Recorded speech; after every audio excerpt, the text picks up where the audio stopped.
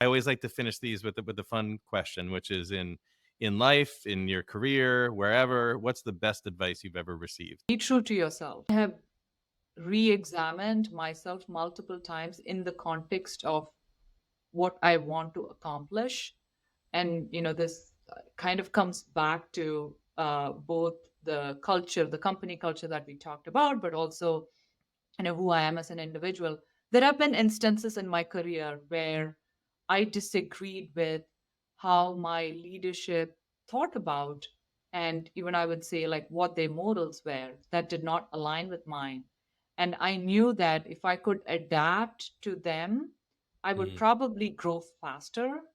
But I have chosen not to do that. At every stage in my life and my career, when I had to make a decision of, like, this doesn't seem like too much deviating from how I would be as a person. It's just a small change. If I can do that, I can get this promotion, right? And I've sort of like never actually made that, and always stuck to myself, been true to myself. And I'm like, what, this is not me. I couldn't justify this. Maybe I'll get the promotion, but if I am trying to, go to an interview and I'm trying to justify why I did that, I couldn't, other than saying, like, I wanted that short term promotion, right? And so I think it's very, very important. And I also, and this is something, obviously I teach my kids, and whenever I have to make a tough decision, and, all through my career, all through my life, right from which college I want to go to who I want to marry, to where I want to work. It's all about, like, being true to yourself.